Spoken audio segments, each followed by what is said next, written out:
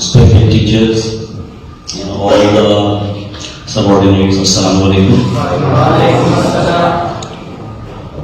Students, मेरा काफ़ी हद तक इंट्रोडक्शन तो हो चुका है और आज का जो हमारा टॉपिक है, the topic I chose for today's lecture is principles of leadership for students.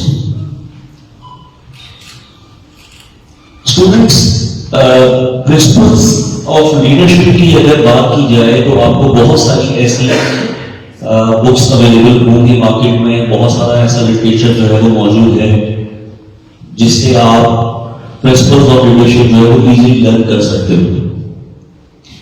लेकिन आज जो मैं आपको प्रिंसिपल्स बताने जा रहा हूं वो यकीनन ऐसे प्रिंसिपल्स हैं जिनको अगर आप समझ लें तो ना सिर्फ आपकी स्टूडेंट लाइफ बल्कि आपकी प्रोफेशनल लाइफ जो है वो बहुत स्मूथली गुजरेगी। और मैं यकीन करता हूं कि ये आप प्रिंसिपल्स ना सिर्फ समझेंगे बल्कि आगे इसको फॉरवर्ड भी करेंगे। स्टूडेंट जिंदगी में एक बात याद रखिएगा, मुझसे अक्सर लोग पूछते हैं कि आप इस तरह डिफरेंट स्कूल्स में जाते हैं, वॉलंटियरली रज़ाकाराना तौर पे लेक्चर देते हैं, क्यों देते हैं, आपको क्या मिलता है? एक बात याद रखिएगा, मैं I was a student in class 6, हमारे टीचर थे, वो कहते थे कि बेटा स्टूडेंट्स एक बात याद रखिए कि इंसान की जिंदगी के 3 फेसेस होते हैं, ठीक है? नंबर 1 लर्न यानी कि सीखना, नंबर 2 अर्न यानी कमाना, और नंबर 3 रिटर्न यानी कि वापस करना। अगर आपने लर्न किया, अर्न किया और रिटर्न नहीं किया तो इसका मतलब है कि आपने इस मट्टी का कर्ज अदा नहीं किया।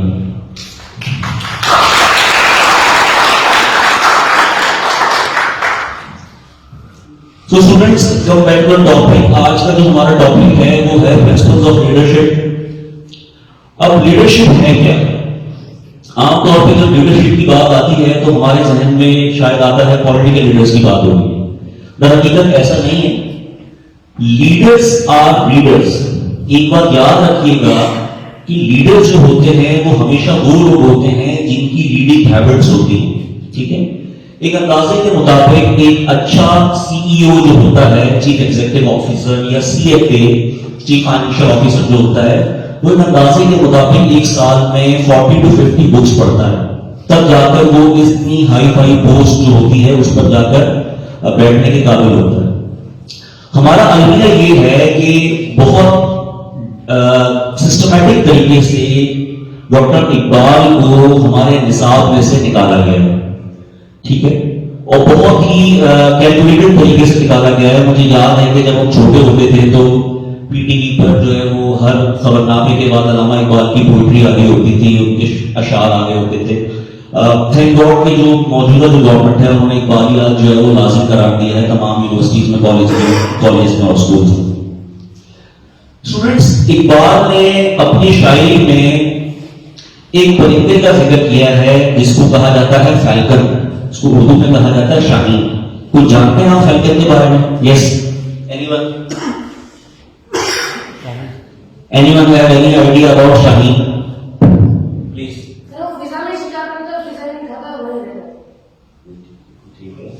Anyone else?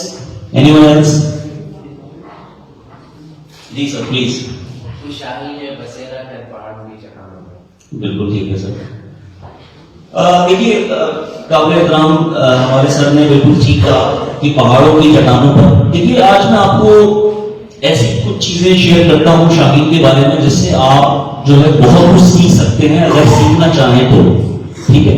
कोई तो वजह होगी ना कि डॉक्टर अल्लामा इकबाल जैसा मुफक्किर जिन्होंने पाकिस्तान की कौम को जगाया और आज दुनिया भर में अल्लामा इकबाल के ऊपर लिखे जाने वाली किताबों की तादाद 8000 से ज्यादा है, तो अल्लामा इकबाल ने फैल्कन पर यानी शाहीन पर इतना जोर क्यों दिया? तो 4 या 5 ऐसी बुनियादी चीजें हैं जो मैं आपसे शेयर करना चाहता हूं।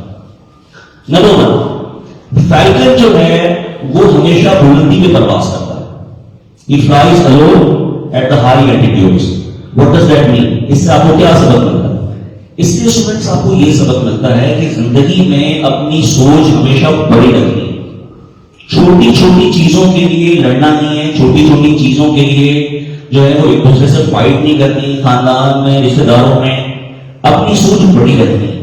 ٹھیک ہے, اپنے مقصد کو بڑا رکھنا ہے, اپنا مقصد اتنا بڑا رکھنا ہے کہ آپ کے ساتھ جتنے بھی لوگ ایسوسیٹڈ ہیں وہ سب جو ہے وہ ترقی کرتے ہیں. ٹھیک ہے, سوچ ہمیشہ بڑی ہوگی. دیکھو ایک بات یاد رکھنا کہ ہمیں میتھمیٹکس میں یہ سکھایا جاتا ہے کہ اگر آپ دو گے تو آپ کا مال کم ہوگا, جبکہ نظام قدرت جو ہے اللہ تعالیٰ یہ کہتا ہے اگر آپ اپنے مال میں سے دو گے تو مال بڑھے گا. ٹھیک ہے, تو سوچ اپنی آپ نے ہمیشہ وسیع رکھنی ہے, بڑی رکھنی ہے, چھوٹی چھوٹی چیزوں میں نہیں پڑھنا, پیٹی ایشوز میں نہیں پڑھنا. Think big. شاہین کے اندر جو اسٹوڈنٹ جو دوسری چیز ہے وہ یہ ہے کہ شاہین جو ہے وہ کیا کرتا ہے کہ بلندی سے اپنے شکار کو دیکھ لیتا ہے. اس کا ویژن جو ہوتا ہے وہ پرفیکٹ ہوتا ہے. ویژن پرفیکٹ ہونے کا کیا مطلب ہے؟ ویژن پرفیکٹ ہونے کا مطلب یہ ہے کہ آپ نے زندگی میں آپ کا کیا ویژن ہے, کیا ویژن ہے, وہ کرسٹل کلیئر ہونا چاہیے.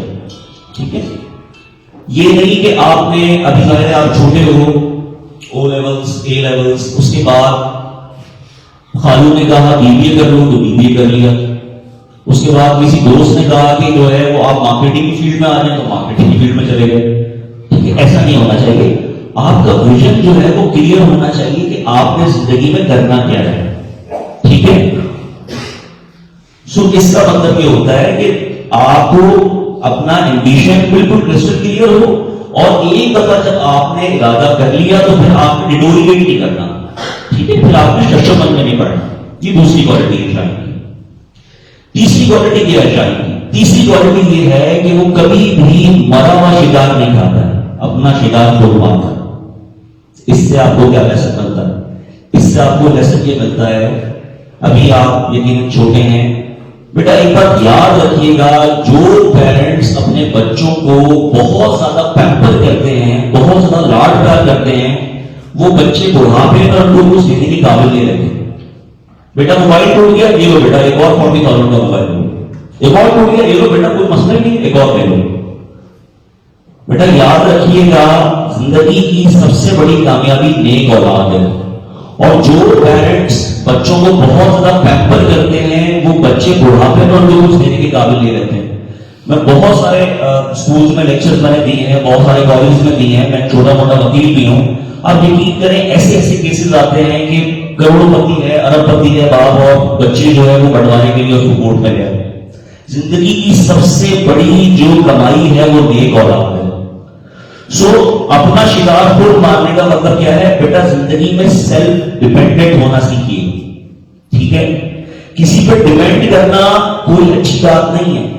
اس ایج میں ظاہر آپ جو ہے وہ سیلف ڈیپینڈنٹ نہیں ہو سکتے, لیکن کوشش کریں کہ جب آپ اے لیولس میں آئیں, گریجویشن میں آئیں, تو ایوننگ میں ٹیوشنز پڑھائیں. ایک تو اس سے آپ کی اسکلز ڈیولپ ہوگی, اور اسکلز جب ڈیولپ ہوگی تو اس کے ساتھ ساتھ آپ کے اندر جو سینس آف میچورٹی آئے گا.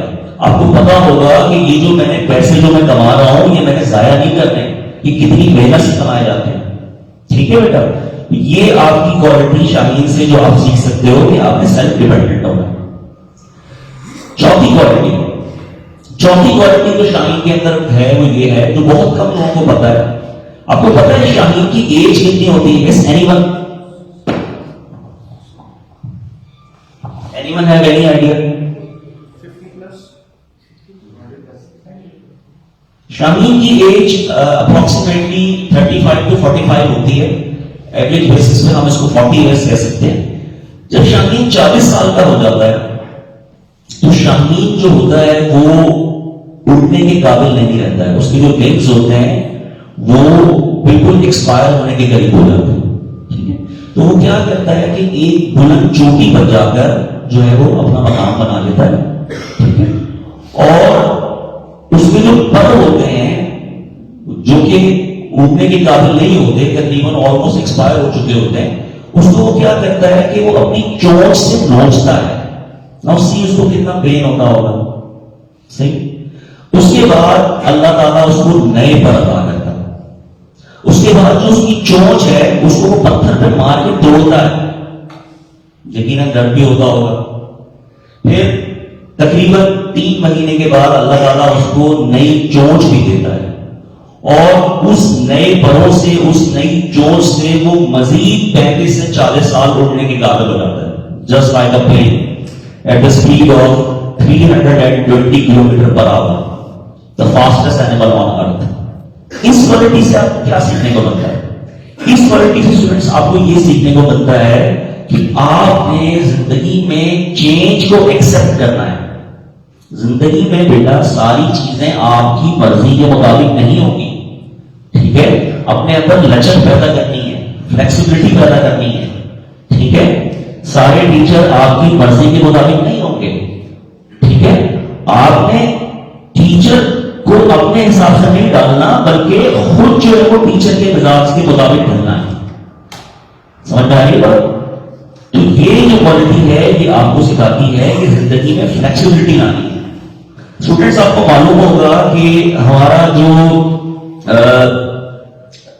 سب سے زیادہ جو سیل ہونے والا جو موبائل فون تھا پاکستان میں اور دنیا بھر میں وہ تھا نوکیا. آج نوکیا کہاں ہے؟ نوبڈی نوز. کسی کو پتا ہے نوکیا فلاپ کیوں ہوا؟ پتا ہے کسی کو؟ Anyone have any idea? Sir وہ مارکیٹ ٹرینڈ کو میچ نہیں کرتا.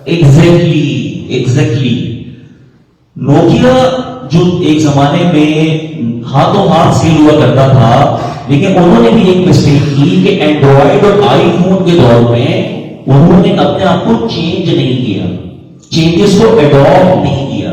یاد رکھیے گا جو چینجز کو اڈاپٹ نہیں کرتا وہ obsolete ہو جاتا ہے، ٹھیک ہے؟ سو آپ نے چینجز کو اڈاپٹ کرنا ہے، فلیکسیبلٹی پیدا کرنی ہے. دنیا میں پتہ ہے کسی کو سب سے زیادہ پرانی مخلوق، سب سے زیادہ پرانا جانور جو ابھی تک حیات ہے، پتہ ہے کسی کو کون سا ہے؟ پلیز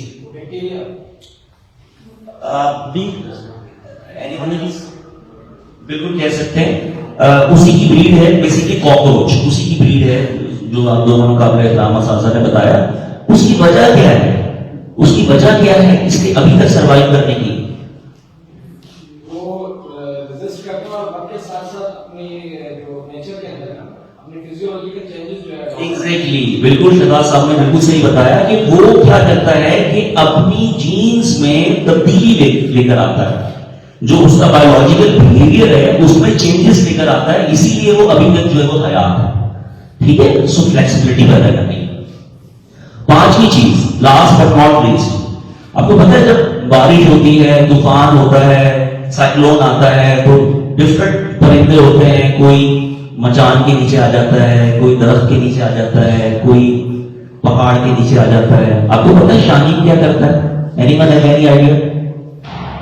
شاہین جو ہے وہ بارش کو اوائڈ کرنے کے لیے بادلوں سے اوپر اڑنا شروع کر دیتا ہے. سمجھ میں آئی بات؟ تو بادلوں سے اوپر اڑنے کا کیا مطلب ہے؟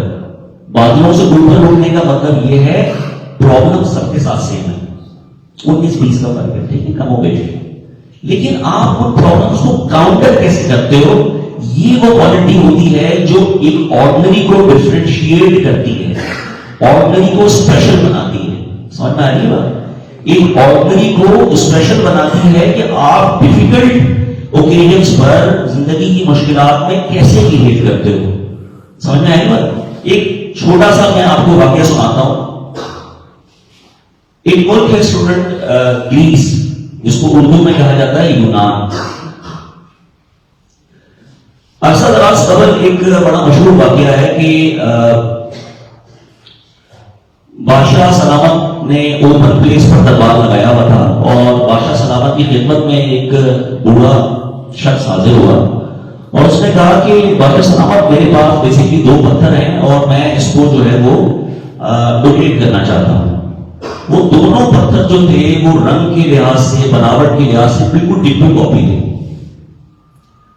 نہ بڑے بڑے ذی شعور لوگ آئے، فہم و فراست والے، علم و شعور والے، علم و دانش والے، لیکن کوئی بھی اس کو یہ آئیڈینٹیفائی نہیں کر سکا کہ اس میں سے عام سا پتھر کون سا اور ہیرا کون سا ہے. سو پھر ایک نابینا شخص آیا، اس نابینا شخص نے بادشاہ سلامت سے التجا کی، بادشاہ سلامت کیوں نہ مجھے بھی موقع دیا جائے. تو بادشاہ سلامت نے کہنا لگایا، اس نے کہا کہ بھائی یہاں تو اتنے بڑے بڑے یعنی کہ علم و دانش والے، فکر و شعور والے، فہم و فراست والے لوگ ہیں، آپ تو نابینا ہیں. تو اس نے کہا کہ بادشاہ سلامت ایک موقع دینے میں تو کوئی حرج نہیں ہے. شخص نے دونوں پتھروں کو چھوتے ہی ود ان سیکنڈ بتا دیا کہ یہ معمولی پتھر ہے اور یہ ہیرا ہے. سب دب رہ گئے کہ بھائی آپ نے کیسے آئیڈینٹیفائی کیا ہے. تو اس شخص نے جواب دیا بادشاہ سلامت، چونکہ یہ دربار اوپر پلیس پر لگا ہوا ہے اور دھوپ بھی آ رہی ہے، تو جو معمولی سا پتھر تھا وہ گرمی کی شدت سے گرم ہو گیا، اور جو ہیرا تھا وہ ابھی بھی ٹھنڈا ہی تھا. اس سے ہمیں کیا لیسن ملتا ہے؟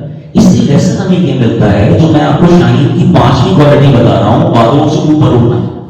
اس سے ہمیں لیسن یہ ملتا ہے اسٹوڈنٹ کہ زندگی کی مشکلات میں جو شخص غصے کا مظاہرہ کرتا ہے، فرسٹریشن کا مظاہرہ کرتا ہے، پینک ہو جاتا ہے، وہ ایک معمولی سا پتھر ہے، ایک بیکار سا پتھر ہے. اور جو زندگی کی مشکلات میں کیا رہتا ہے، کول رہتا ہے، ٹھنڈا رہتا ہے، وہ بلا شبہ ایک انمول ہیرا ہے. ٹھیک ہے اسٹوڈنٹس، تو یہ 5 لیسن اگر آپ نے سمجھ لیے تو انشاءاللہ اسٹوڈنٹ لائف بھی اور پروفیشنل لائف بھی آپ کی بہت کامیاب گزرے گی. آخر میں whoever you are, whatever you do, Pakistan first, Pakistan زندہ باد. شکریہ.